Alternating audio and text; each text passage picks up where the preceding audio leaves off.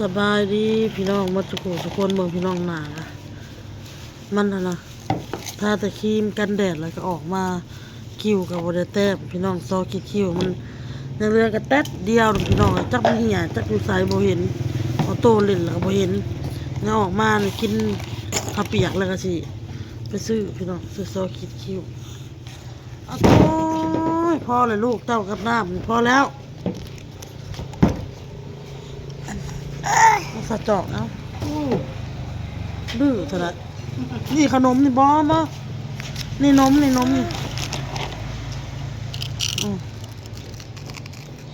ของบ้านสบายดีป้าลูกพาลูกออกมากินข้าวเปียกน้อง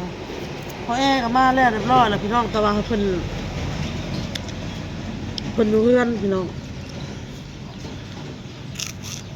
เพิ่นสิป้ารถจักรคันนี้ไว้ให้เพิ่นจะเอารถจักรน้ำลูกชายเพิ่นเมื่อใส่พี่น้องเพราะว่าอ้นมันมีรถไปหับไปส่งน้องบอลเนาะพี่น้องเด้อเพราะรถคันนั้นบ่เต้เอาไปเฮ็ดเวียกอ่ะ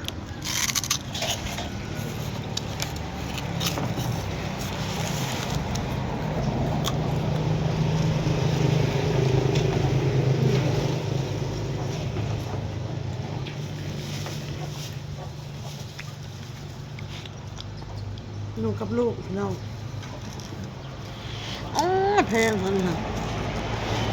บ่อ้ายมันไปโรงเรียนพี่น้องตอนจำเพิ่นเลยจะไปยังกินยาอยู่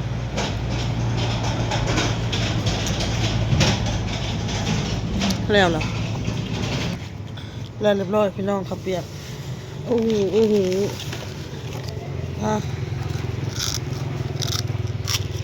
พิเศษนะพี่น้องเด้อพิเศษชัวร์นี่แต่แซ่บลูกชิ้นนี่ก็สั่งเพื่อน้องบอลเลยพี่น้องเด้อเดี๋ยวของน้องบอลมาก็สิปั่นกับลูกสบายดีพี่น้องมาทุกคนป้าแมงวันนะพี่น้องเนาะเห็นตัวโตกับอ้นเนี่ยเด้อพี่น้องเด้อครับพี่น้องบอลมาเห็นพี่น้องเอาลูกชิ้นให้ลูกกันมาเห็ดอุ้ยลูกมาเห็ด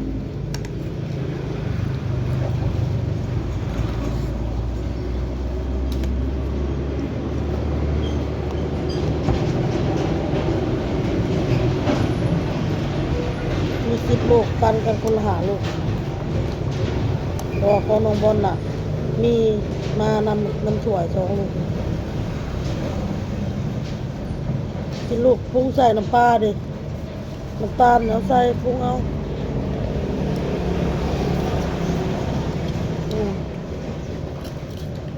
โตกินขนม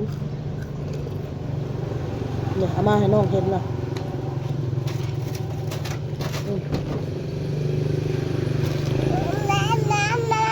เนี่ยน้ำอ่ะจะกินน้ำบ่เบื่อ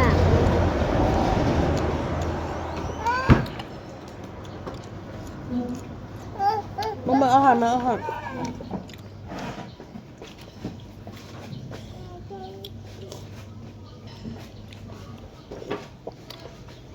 ดื้อ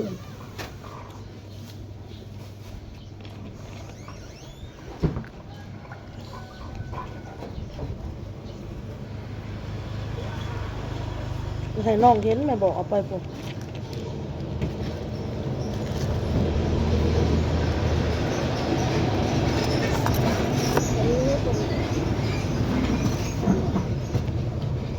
ค่ะเขาจะไปกินข้าวหิวข้าวกินข้าวจ้ะตัวแล้วเนาะกินเรื่องกินเดียว ตัวแล้วหั่นแล้วนี่พอนั่นเราไปเห็นเวียกเดียวมีผู้มีผู้ซอยอยู่ที่พอลูกพอ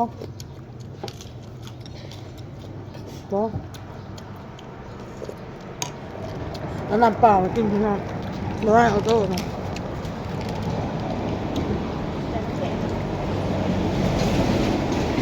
ใส่น้ำแข็งกันนะกินลูกกิน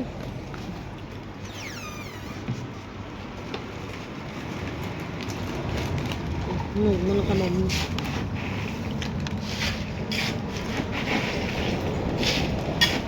มาเอาแล้วแม่น้ำมาลูก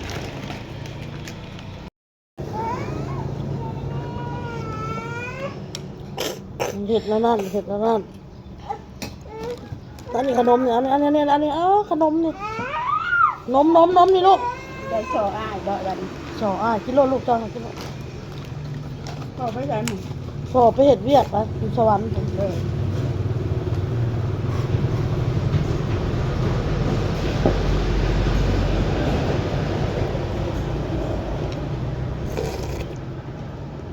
ลงลูก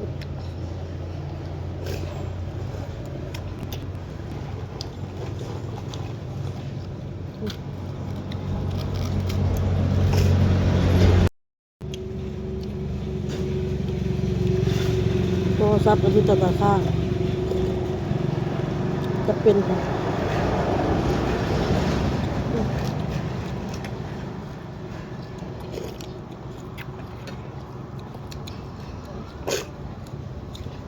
อยู่หัน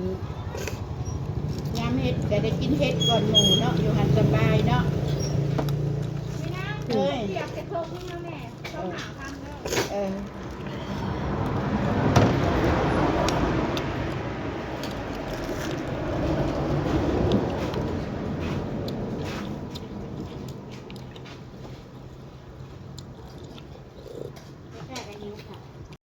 มาแล้วพี่น้องอ้นก็มาอ้นเพื่อนแล้วเอาโต๊ะก็รับพี่น้องรับสอแอบตั้งแต่ไปจนมาพี่น้องเลยสอเทศสอวาเขาตักสะเพิ่นอยากนอนพี่น้อง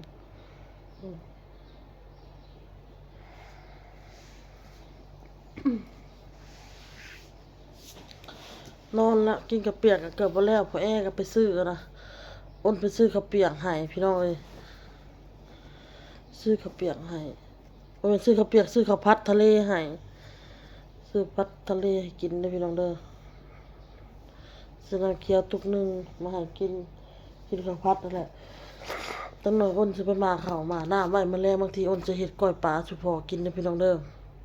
แม่จี้ก็บ่สบายอ้นก็อยากให้เมื่ออยู่พี่น้องเอ้ยแต่ว่าคันสิเมื่อแล้วอ้นบ่อยากให้พ่อเพิ่นป้ารถจักรไว้ให้นะเพราะว่าอ้นบ่มีรถจักรใช้พี่น้อง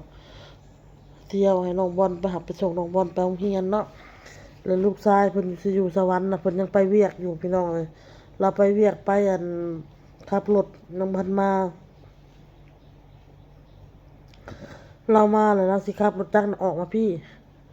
ออกมาซิโนพี่แหละเอารถมาส่งให้พ่อ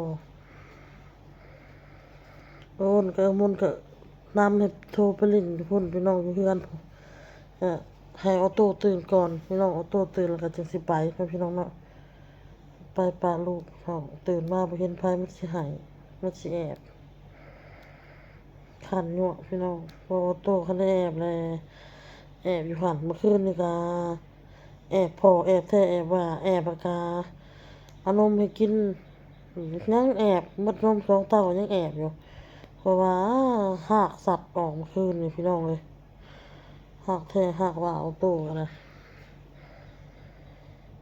เมื่อคืนนี่ติดพอแห้งแต่ละมื้อวานนี่ก็บ่เต้แล้วสิไปเฮ็ดเวียกเมื่อวานนี่ก็ยั่วให้ไปเบิ่งเป็ดเบิ่งไก่แต่ขอกไก่อยู่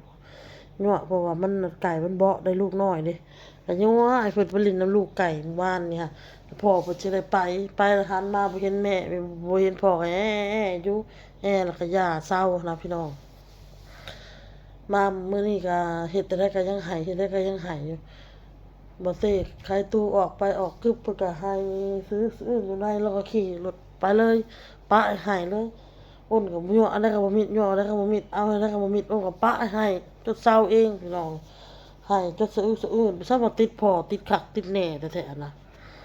เวลาอ้นลูกไปนี่บ่ได้ให้นำได้บ่แล่นนำบ่ให้นำเบิ่งการ์ตูนเฉยอยู่แต่ว่าพ่อนี่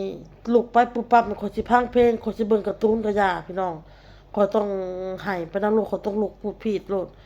นะคันไปนำพ่อไปนำแม่แหละแม่บ่ติดพี่น้องแต่ถามว่าคันบ่มีพ่อได้อยู่บ่นำแม่อยู่พี่น้องแต่ว่าในเมื่อที่แบบว่า